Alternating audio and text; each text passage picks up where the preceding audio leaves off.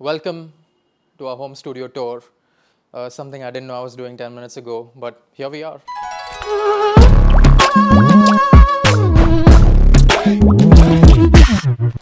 Just moved into this new space, and it's a really inspiring space. It even came with a tuned guitar, something you don't find in modern Bombay houses. I think it's so important to have a tuned guitar that just comes with the house. But apart from that, I didn't have to do much to this place to make it compatible for me.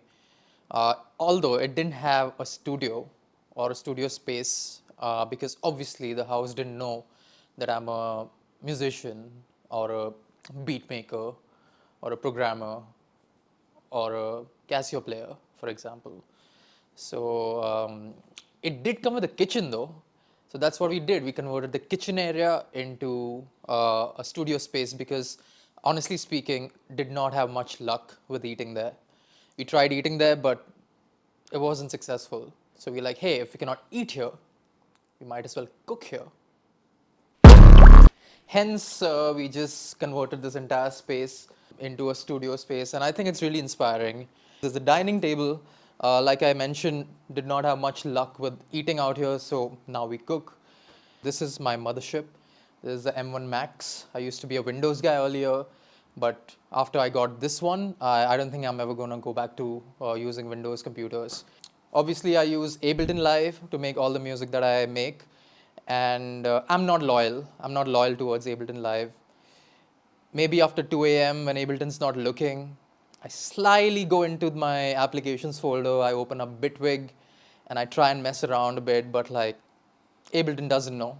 As you can see, it's kept on a laptop stand, which I think is very, very essential because have you ever tried walking into a club with a forward head posture?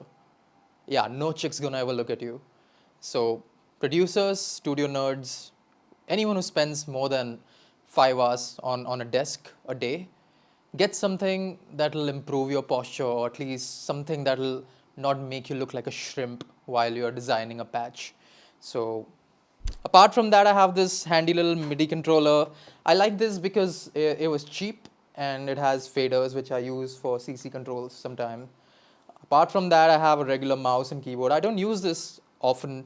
As you can see, I've egregiously fouled this, but I don't get to use all the macros on it enough. But I know I've seen stuff on Reddit, and a lot of people are very forward with using this mouse, MX3. So the latest piece of gear in the studio now is the Push 3. Everyone advised me that, Rishabh, please don't get it. It's just gonna collect dust in your studio. And they were right. It is collecting dust in my studio, but that's because Bombay is a dusty place. I use it. I use it a lot. I love the touch and I love the feel of it. It's an MPE controller. That means I can get really expressive with the music. And sometimes it's just therapeutic to just play those MPE sounds on it. Like I can get lost for hours. But apart from that, like I just love this. It's not the standalone version though. It's a controller version. I wish I had the standalone version though, so it could just like stand alone in the corner and give me the validation that I need when I'm making music in isolation. So yeah, but it's an amazing piece of gear, and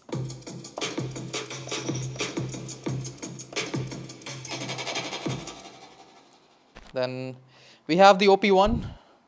I've always wanted this as like when I was growing up. I think I first saw it in a Swedish House Mafia video, and like I was like, I need that. It's a gift from a very special friend of mine. I don't think he'll like it if I name him in the video, but he knows who he is, and big love, big thank you. I usually play like random Indian stuff on it, which I'm pretty sure it's not meant for.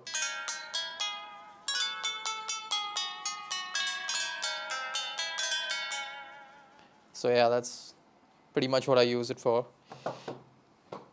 Moving on, I have my main monitors are the IK Multimedia iLouds. These are tiny, they're really tiny, but the sound that comes out of it, it's insane. They just remind me of the Genelecs. They sound a lot like the Genelecs, but the bass that comes out of it is insane. Like it can fill up the whole room. I don't think that I can trust all my mixes on it, for which I have these trusty Audio Technica headphones that I've been using for quite some time now. They're a little bright, but well, so is my future. Um, Kidding, not really. Um, but I trust them a lot. I trust them a lot, and hence I've been using them for a few years. And in this market, if you trust something, you better not let it go. However, I don't trust them enough. Hence, I have these VSX, which I co-invested, not in the company, but in the in the actual headphones with a friend of mine.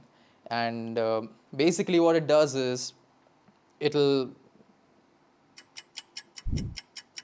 actually forgot what it does, but basically, like, it's gonna put your music in different rooms. Like, if you want to know what your music is gonna sound like in a Mike Dean room while you're sitting next to Mike Dean, this is gonna do that for you. So very handy. I've done a lot of mixes on these, and they're pretty good. Apart from that, I have this Expressive E Touche. I think that's what it's called, and it's again an MPE controller. But these days, due to so much stress with the deliveries, I think I'm just using it as a stress buster. I have no real use for it. I have even posted about this on OLX, no BIOS. So I'm also using my iPad as a visual analyzer. So like, it really helps me, since the room is not treated, it really helps me know where I'm at in the song. I have a guitar pedal here. It's not actually a guitar pedal, it's just an effect pedal. It's called Chroma Console. It's from Hologram Audio, and they make some amazing pedals. This is something that I've wanted as soon as it was released, because earlier last year I was trying to work on a different sound, like a solo project for myself, and this gives me the exact sound that I need for that project. It's very dark, it's very gritty. So you can run like a really clean digital sound through this, and it's gonna make it like really wobbly, and it's got distortion, it's got modulation, it's got space effects, and it's just gonna make the sound fucked up, which I really like, because I think there are too many clean sounds coming these days, and I'm not the one who likes that. I also have the SP404 Mark II. This is an amazing, legendary sampler, but it's a lot. It's a lot. I don't get to use it often, so I am right now using it as an effects pedal because it has some amazing effects on it. Uh, Apart from that, I have this little thing. It's where everything is being controlled through here, like all my sounds. It's my sound card. Never had a sound card that big. Never had that. Like, you know what they say. I don't know what they say, but like, I've never had a sound card that big, with so many ins and so many outs. I've had RME as one of my first sound cards, and I was so glad to have it back into my studio with so many ins and outs. Like, literally, I think the first time I went to AR Rahman's studio in Chennai, and I just saw he had a wall of synths, and everything was just connected. So anytime he was inspired, he would just go play, and it would just get recorded. So I just wanted that in my studio, but with one synth, which is my Akai MPC keys. I use it for 4 or 5 sounds. Honestly, there's not much that I do on this, but I love Akai as a company. I think all my dopamine hits in the last few years have come from Akai releasing updates for their software. And I would just like to say that I think they're master manipulators, because Native Instruments and Akai, I think they're competitors, but the latest version of the Akai MPC has a Native Instruments sound bank on it, a plugin. So, I mean, you have to be a manipulator to get something like that going inside your product. That too from your direct competitor. So, shout out to Akai. And I love this thing. It keeps me inspired. I don't always have to look into my screen. I mean, I can look into a different screen. So, that's the MPC keys. This is called the T1 or the Torso. I forgot what it's called actually. I got it from a friend, and it's a hardware sequencer. It has an algorithm inside that really goes from 0 to 100 if you are feeling uninspired. Like, you can just plug this in USB-C and just create some pulses, create some notes, and it's an amazing hardware sequencer. Don't get to use it much though. Apart from that, this is very important. This is my Stream Deck. As you can see, I have um, mapped all my stuff that I regularly use in Ableton Live. So if I want a patch, a flute patch that I've used on Bombay Dreams, for example, I can just bring it up with one click. I don't have to go search for it and all of that. The software does all of this for me. So that's my desk area. There's some really good lights because I don't know, what do you call the guys who just love lights? um, I love lights. I just keep collecting these really small lamps that just make the whole place feel really vibey. Um, yeah, and then apart from that, if we move in this side, we have the SC207 by Eve Audio. I'm currently using it for the DJing setup, and I really like the way this sounds, so I like to listen to good music through these, and they really help me with the DJ sets because the sound is just like so amazing. Moving on, we have the Access Virus. I love this synth. I think it's one of the best synths made for electronic dance music, and currently I also use it to generate like some Fred again type of sounds and stuff. It's really good for those trancey sounds. So again, all of this is connected to the RME, and I can record it anytime I want without plugging anything and stuff. It's all hooked up. Apart from that, there's a Dyson air purifier. This is just for decoration because the Bombay air is so clean. Bombay air is so clean that you don't need any kind of air purification. In fact, my friends, when they come down from Amsterdam, they're like, Rishabh, can you please bottle up some air from Bombay, because then you can sell it at like an exponentially high price because the Bombay air is so clean. So this is just for decoration. Um, what do we have here? We have the Rode NT1 mic. I was put onto this by Jaidir, who's a dear friend of mine and one of my dearest collaborators. He was just here some time ago. This comes with a USB-C, and you can record in 32 bits. So this is really good for my portable setup. Sometimes I can just pick up my headphones, my laptop, and this mic and a USB-C cable, and I'm good to go to like record some stuff there. Um, yeah, I think that's pretty much it. This is my phone. This is where I receive all the messages regarding my career and otherwise. Like, hey, the deal just went through, or like, hey, they don't like you anymore, um, or hey, I cried listening to your song the other night. Yeah. Yeah, so there's a picture of me on the wallpaper. I just changed it to this wallpaper just a few days ago because someone very close to me told me that, hey, you should put a picture of yours as your wallpaper when you were little, just to show yourself how far you've come. And honestly, it just pisses me off because I was so handsome as a kid, and like now. So everyone who's wondering out there that do you need all this gear to make music? Absolutely not.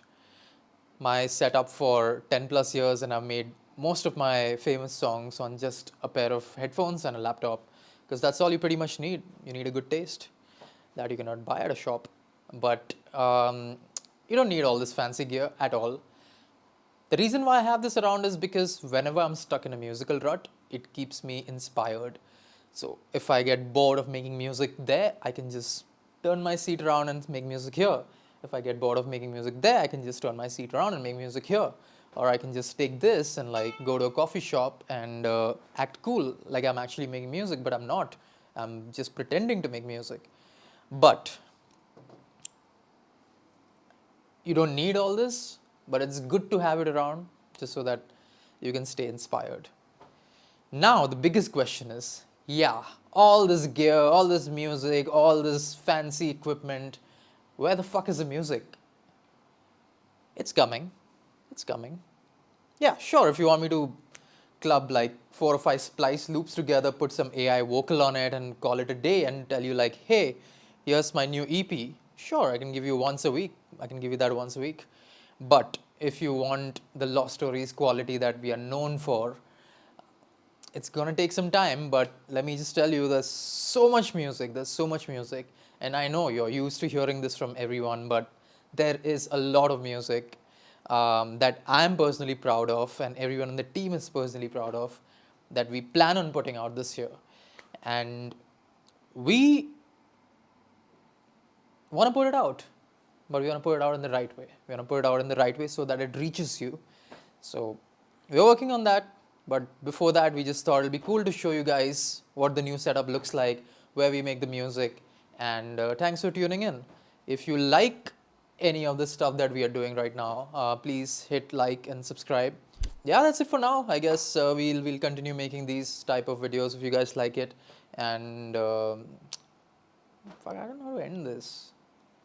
I don't know how to end this video. I don't know a good line.